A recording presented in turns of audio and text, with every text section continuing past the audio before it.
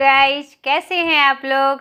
आज हम पहुंच गए हैं इस प्रीता पहचान क्लासेस में महा मैराथन के आपका जो रिवीजन चल रहा है यूनिट सेक्शन 2 में। ठीक है, तो यूजीसी नेट दिसंबर 2024 जो हिंदी का सब्जेक्ट हिंदी जो आपका 7 जनवरी है। अब आपके पास समय बहुत कम है, तो चलिए स्टार्ट करते हैं। सेक्शन 2 यूनिट 2 आपका हिंदी साहित्य का इतिहास, वन शॉर्ट रिवीजन मैं आपको बताऊंगी, क्योंकि अब आपके पास डिटेल से पढ़ने का समय नहीं है। आप इसका रिवीजन कर लेते हैं तो आप में आपकी पकड़ हिंदी साहित्य का इतिहास में मजबूत हो जाएगी। आज हम किस टॉपिक पे रिवीजन करेंगे, ये देखिए। हिंदी साहित्य इतिहास दर्शन, हिंदी साहित्य इतिहास की लेखन पद्धतियाँ, हिंदी साहित्य का काल विभाजन एवं नामकरण, उसके बाद भक्ति काल, रीति काल और आधुनिक काल हमारे सिलेबस का ये मेन पॉइंट्स है, फोकस है। और जब मैं 3 से 4 यूनिट खत्म कर दूंगी, फिर उन 4 यूनिट्स का मैं एमसीक्यू लेके आऊँगी, जो आपके आगामी परीक्षा में मोस्ट इम्पॉर्टेंट क्वेश्चन होंगे, वो मैं सेलेक्ट करके लेके आऊँगी। उसकी तैयारी भी मैं कर रही हूँ। चलिए स्टार्ट करते हैं आज के मुख्य पॉइंट से। ये देखिए आपका यूनिट सेक्शन 2 हिंदी साहित्य का इतिहास, एकदम वन शॉर्ट रिवीजन हमारा स्टार्ट हो गया। अब आपका हिंदी साहित्य इतिहास दर्शन क्या है। इतिहास से जुड़ी धारणाओं और मान्यताओं का अध्ययन करना। साहित्य इतिहास लेखन में इतिहास दर्शन के 4 सूत्र माने जाते हैं: प्रतिभा, परंपरा, युगीन परिवेश और मूल्य चेतना। इसे ध्यान में रखिएगा आप। अब एक एक करके हम स्टार्ट करेंगे, मुख्य बिंदु को देखते हुए, मेन पॉइंट्स को देखते हुए। हिंदी साहित्य इतिहास की परंपरा। यद्यपि 19वीं सदी के पूर्व विभिन्न कवियों और लेखकों द्वारा अनेक ऐसे ग्रंथों की रचना हो चुकी थी जिसमें हिंदी के विभिन्न कवियों के जीवन वृत्त एवं कृतित्व का परिचय दिया गया है, जैसे 84 वैष्णव की वार्ता, 252 वैष्णव की वार्ता, भक्तमाल, कविमाला, कालिदास हजारा आदि। किंतु उसमें कालक्रम, सत्संबंध आदि का अभाव होने के कारण इन्हें इतिहास की संज्ञा नहीं दी जा सकती है। वस्तुतः अब तक की जानकारी के अनुसार हिंदी साहित्य के इतिहास लेखन का सबसे पहला प्रयास एक फ्रेंच विद्वान गार्सा द तासी से समझा जाता है। तो अब वहीं से हम स्टार्ट करते हैं क्रम से। विद्वान हिंदी साहित्य के जो हैं विद्वान और उनकी रचना। पहला, गार्सा द तासी, जो एक फ्रेंच विद्वान थे। इनकी जो रचना है इस्तवार दलाली लिटरेचर हिंदुस्तानी, जो फ्रेंच भाषा में है। इसका प्रकाशक the oriental translation committee Ireland है। इसका हिंदी में अनुवाद किया लक्ष्मी सागर वाजपेयी जी ने। यह 2 संस्करणों में प्रकाशित है। प्रथम संस्करण का प्रथम भाग 1839 ईस्वी, द्वितीय भाग 1847 ईस्वी। द्वितीय संस्करण का प्रथम भाग 1870 और द्वितीय भाग 1871। इसमें काल विभाजन नहीं है। और देखिए इसमें क्या विशेषता है। काल क्रमानुसार लेखक परिचय, युगीन प्रवृत्तियों का वर्णन, अंग्रेजी वर्णमाला, हिंदी प्लस उर्दू के 738 कवि, जिनमें हिंदी के 72 कवि। दूसरे हमारे जो इतिहास लेखक हैं हिंदी साहित्य का, जिनमें उन सबसे प्रमुखता से नाम आता है शिव सिंह सेंगर जी का, जिन्होंने शिव सिंह सरोज लिखा 1883 ईस्वी में। लगभग 1000 कवियों का जीवन वृत्त। तीसरा है हमारा George Grierson, the modern vernacular literature of Hindustan, 1888 ईस्वी में, जो एशियाटिक सोसाइटी ऑफ बंगाल की पत्रिका विशेषांक में प्रकाशित मुद्रित हुई थी। यह वास्तव में सच्चे अर्थ में हिंदी साहित्य का इतिहास कहा जा सकता है। हिंदी साहित्य के इतिहास लेखन का तीसरा प्रयास था यह। इसमें हिंदी साहित्य के काल को 11 भागों में बांटा गया है। इसमें पहली बार हिंदी साहित्य के कवियों का काल क्रमानुसार वर्गीकृत करने का प्रयास किया गया। इसका हिंदी अनुवाद डॉक्टर किशोरी लाल गुप्त ने किया। इसे हिंदी साहित्य का प्रथम इतिहास भी कहा गया। जॉर्ज ग्रियर्सन ने भारत की 179 भाषाओं और 544 बोलियों का इसमें सर्वेक्षण भी किया। आगे देखिए आपका चौथा है मिश्र बंधुओं द्वारा। मिश्र बंधु किसे कहा गया है? ये 3 भाई थे, गणेश बिहारी मिश्र, श्याम बिहारी मिश्र एवं सुखदेव बिहारी मिश्र। ये इन्हें ही मिश्र बंधु कहा गया, जिन्होंने मिश्र बंधु विनोद लिखा। और ये इनके मुख्य लेखक गणेश बिहारी मिश्रा जी थे। हिंदी में किसी भारतीय द्वारा लिखा गया पहला इतिहास 4 भागों में विभक्त है। प्रथम 3 भाग का प्रकाशन 1913 में, चतुर्थ भाग 1934 ईस्वी में, काल विभाजन 5 भाग, कहीं कहीं 8 भाग का भी विवरण प्राप्त होता है। इन्होंने 4591 कवियों को शामिल किया। मिश्र बंधु विनोद को हिंदी में पहला वैज्ञानिक इतिहास भी माना जाता है। हिंदी साहित्य के लेखन के कालक्रम की दृष्टि से ये चौथे लेखक थे। ठीक है, उसके बाद 5वां नाम आता है आचार्य रामचंद्र शुक्ल जी का, हिंदी साहित्य का इतिहास, प्रकाशन वर्ष 1929, मूलतः नागरी प्रचारणी सभा द्वारा प्रकाशित हिंदी शब्द सागर की भूमिका के रूप में लिखा गया था, जिसे आगे परिवर्धित एवं विस्तृत करके स्वतंत्र पुस्तक का रूप दे दिया गया। हिंदी साहित्य के इतिहास को इन्होंने 4 कालों में बांटा: आदिकाल, भक्तिकाल, रीतिकाल और आधुनिक काल। इसी में छठा नाम आता है आचार्य हजारी प्रसाद द्विवेदी जी का, जिन्होंने हिंदी साहित्य की भूमिका लिखी। और इनका और भी क्या कहते रचनाएं इसमें आई है।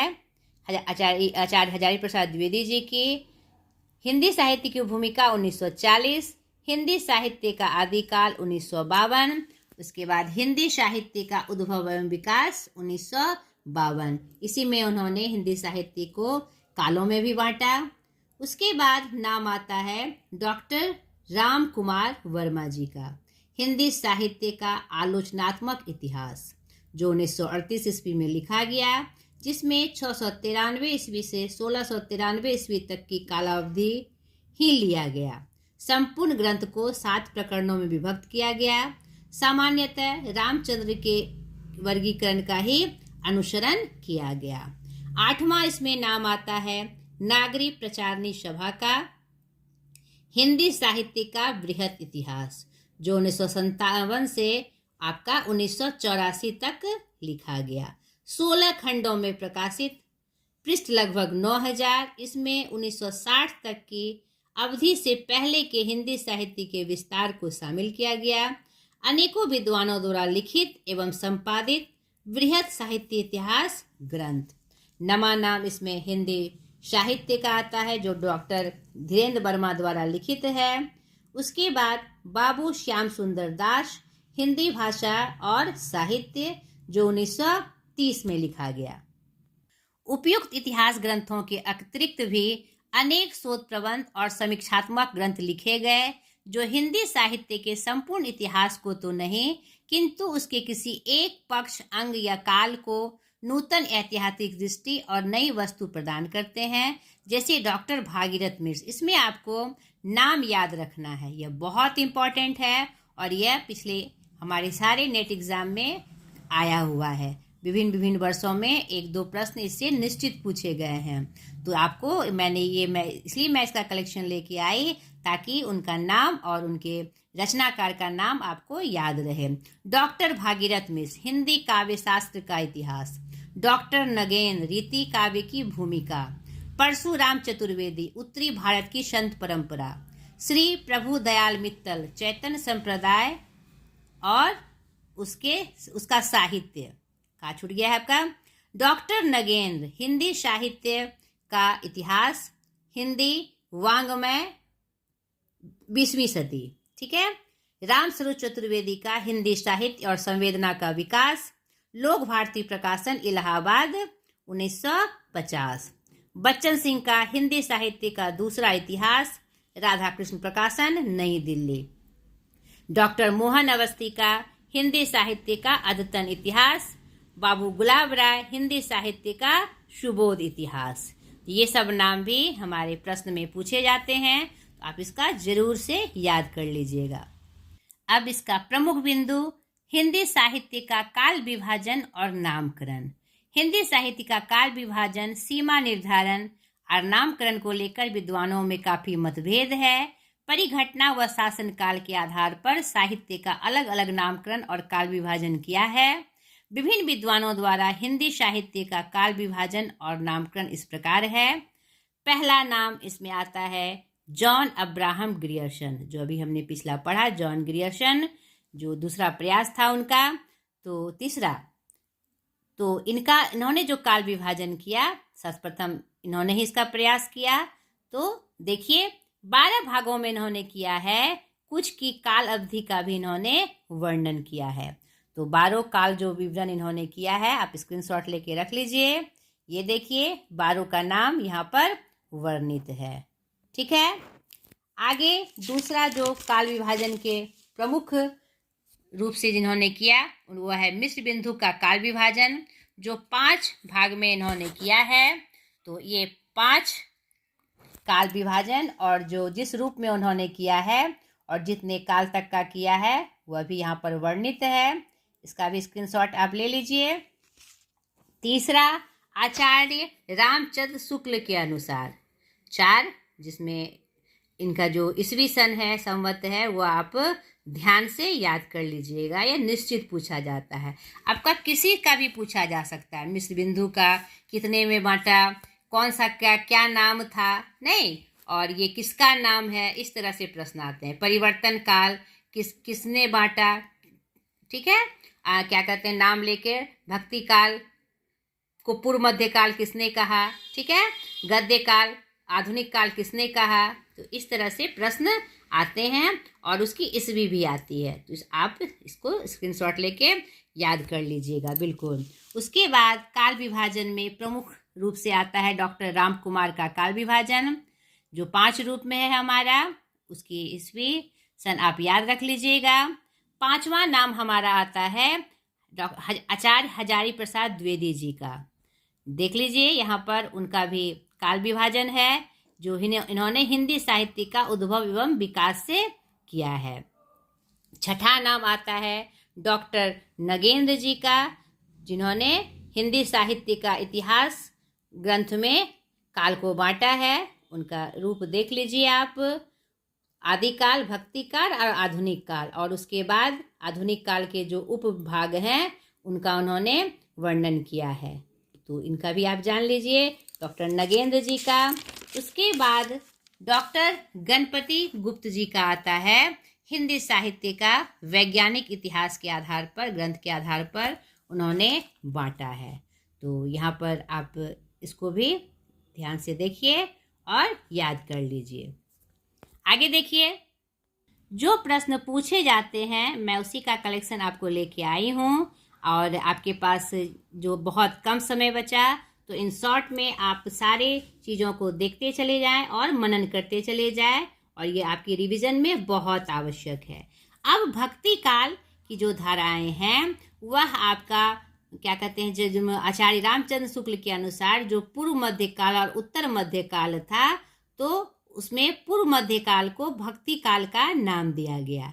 ठीक है, भक्ति काल में 2 शाखाएं प्रमुख रूप से हुई, 2 भक्ति, निर्गुण भक्ति और सगुण भक्ति, यानी निर्गुण भक्ति काल और सगुण भक्ति काल, निर्गुण धारा या सगुण धारा, तीनों रूप में आप याद रखिएगा। तो निर्गुण धारा के भी 2 शाखाएं हुई और सगुण धारा के भी 2 शाखाएं हुई।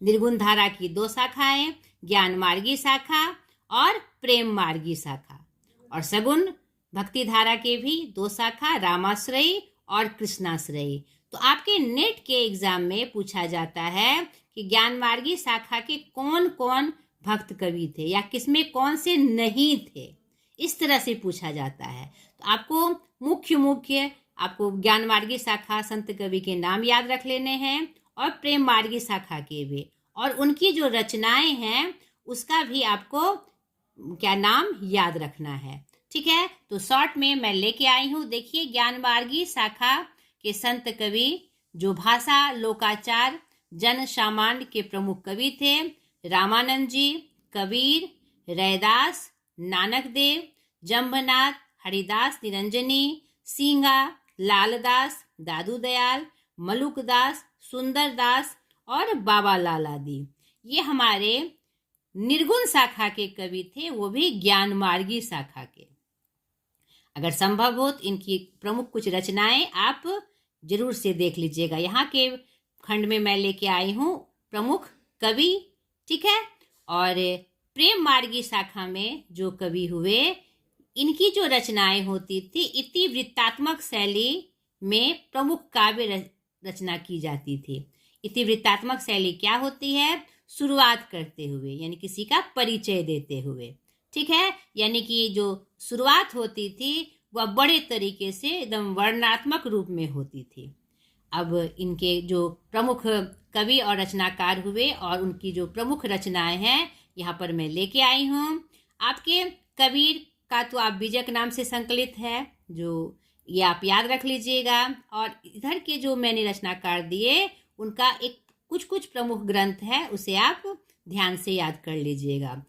प्रेम मार्गी शाखा में का जो प्रश्न है बार बार दोहराता है।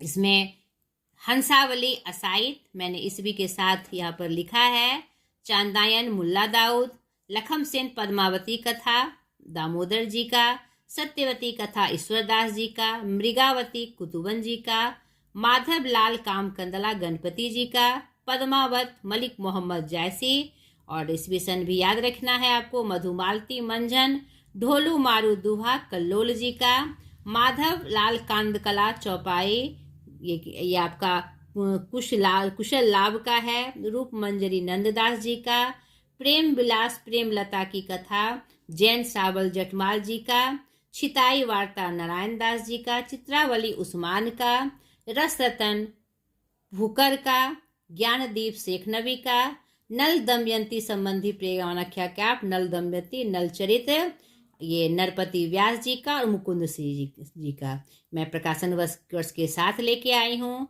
आप चाहे तो इसका स्क्रीनशॉट लेकर रख लीजिए, ठीक है। ये बहुत इम्पॉर्टेंट पार्ट है आपका प्रेम मार्गी शाखा का, इससे 1-2 प्रश्न निश्चित रूप से आते हैं। अब सगुन भक्ति में देखिए, इसमें वैष्णव भक्ति का उदय हुआ था और वैष्णव भारत के प्रमुख आचार्य रामानुजाचार्य, मध्वाचार्य, विष्णु स्वामी, निवंकाचार्य आदि थे। इसमें भी 2 धाराएं हुई, मैंने आपको बताया सगुन भक्ति की, रामाश्रयी और कृष्णाश्रयी। रामाश्रयी में जो अयोध्या के राम थे उनकी राम भक्ति की गई, और कृष्णाश्रयी जो द्वारका के महाराज श्री कृष्ण थे उनके बारे में बाद क्या कहते हैं रचनाएं की गई। उन्हीं के बाल रूप का हो चाहे किसी भी रूप का हो वर्णन किया गया। तो राम भक्ति रामाश्रयी जो काव्य थे वह 2 रूप में आए, राम भक्ति काव्य के रूप में और हिंदी राम काव्य के रूप में।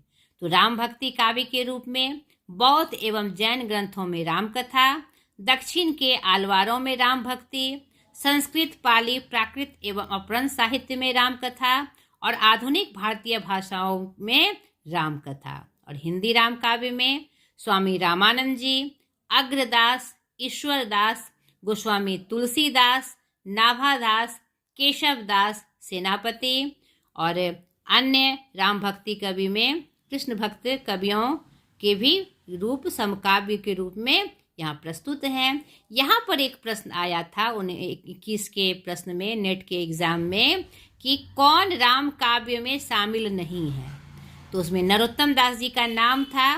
तो नरोत्तम दास जी राम काव्य कवि में शामिल नहीं है। तो यहाँ पर मैंने आपको एक हिंट दे दिया, आप इनका नाम याद कर लीजिएगा।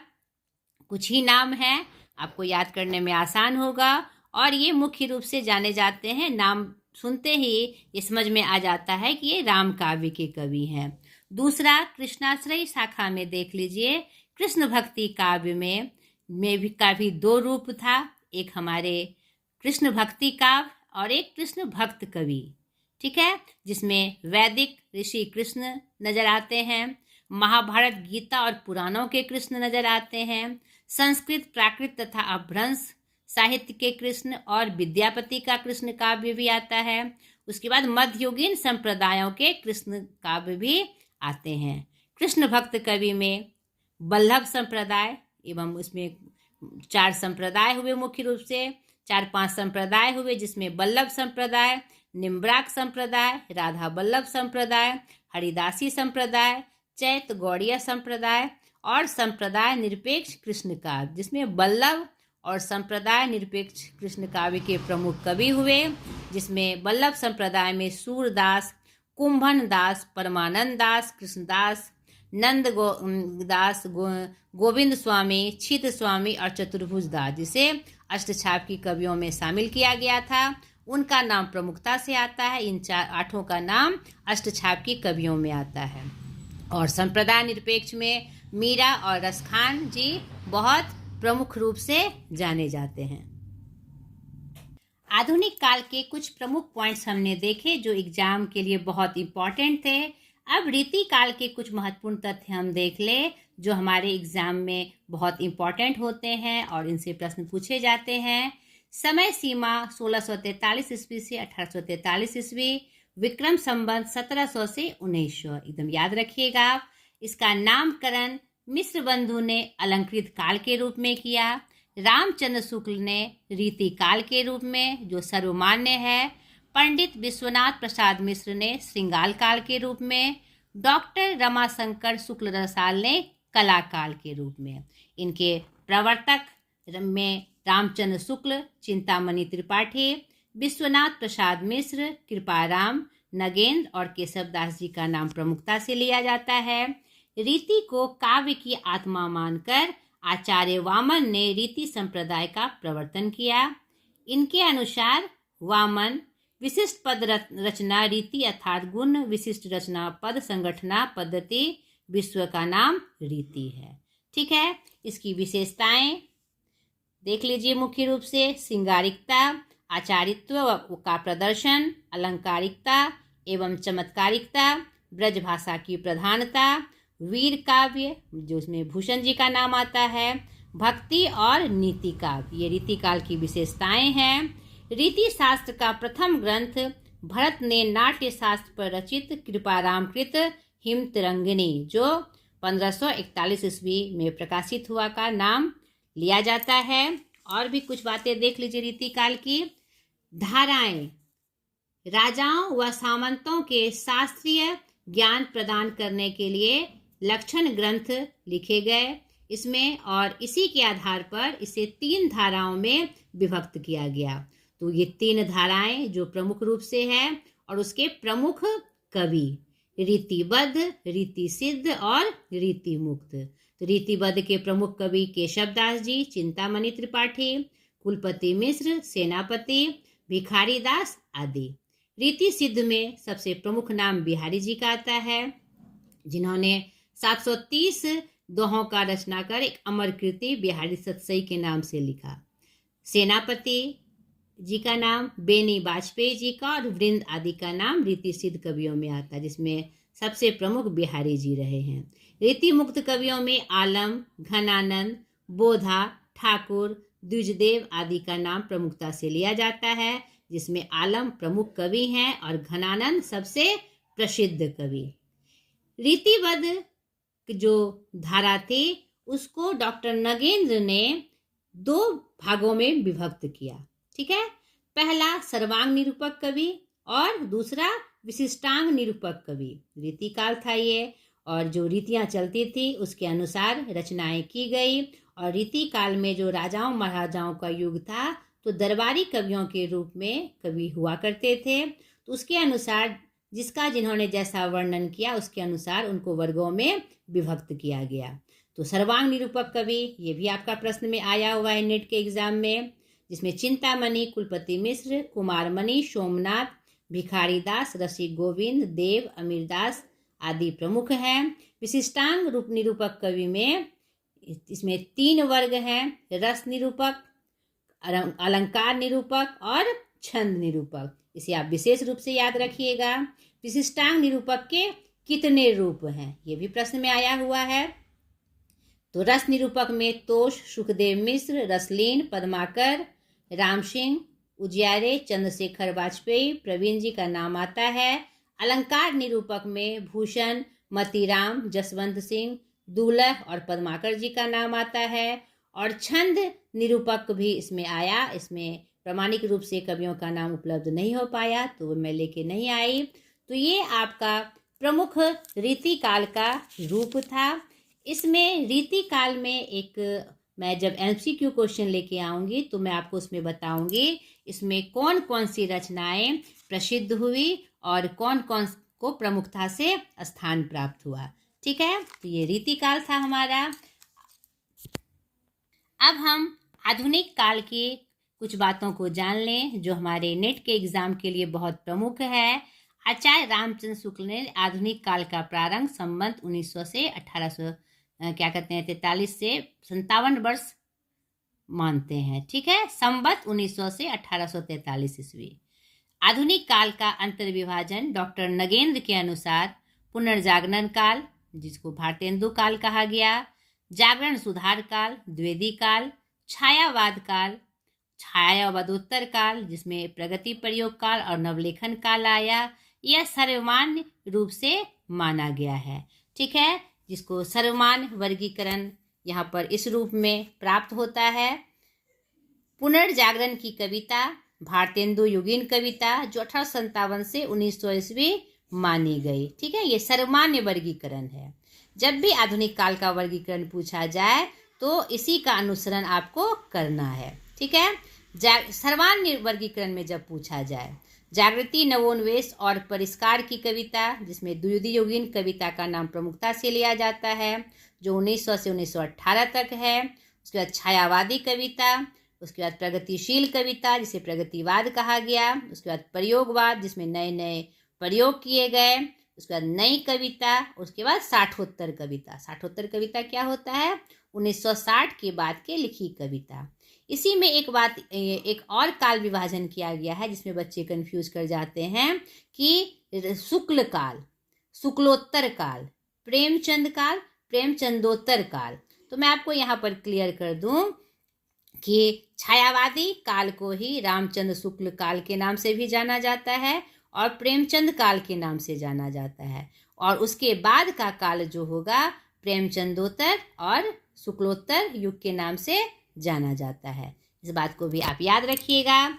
भारतेंदु युग सीमा का सीमा निर्धारण जो किया है आचार्य रामचंद्र शुक्ल ने संवत 1925 से 1950, 1868 से 1893 ईस्वी, मिश्र बंधु ने संवत 1926 से 1945, 1869 से 1888 ईस्वी, डॉक्टर राम कुमार वर्मा संवत 1927, 1957 और ईस्वी सन में 1870 से 1900 ईस्वी, डॉक्टर राम बिलास शर्मा संवत 1925 से 1957 और ईस्वी सन में 1868 से 1900 ईस्वी तक माना गया है। सर्वमान्य मत के अनुसार भारतेंदु युग का प्रारंभ संवत 1925 अर्थात 1868 ईस्वी माना गया है। इनकी प्रवृत्तियां क्षेत्रीयता से उठकर राष्ट्रीय भावनाओं से व्यक्ति, भारत का गौरव गान और अंग्रेजों की शोषणवादी नीतियों का उल्लेख।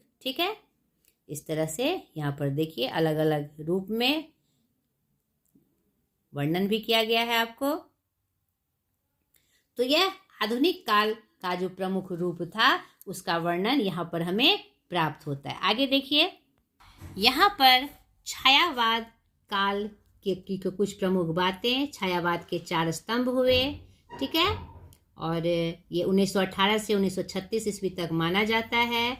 और इसमें जो 4 स्तंभ हैं जयशंकर प्रसाद, सूर्यकांत त्रिपाठी निराला, सुमित्रानंदन पंत और महादेवी वर्मा जी, उनका जन्म और मृत्यु का भी ईस्वी दिया हुआ है। अन्य कवियों का नाम भी आता है, उसमें पूछ लिया जाता है कि ये किस काल के कवि थे, उनका भी आप नाम याद रख लीजिएगा। माखनलाल चतुर्वेदी जी, राम कुमार वर्मा, भगवती चरण वर्मा, उदय शंकर भट्ट,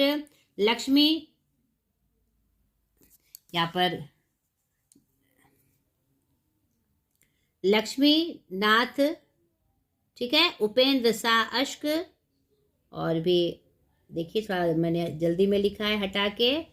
रामचंद्र शुक्ल ने मुकुटधर पांडे को इनका प्रवर्तक माना है।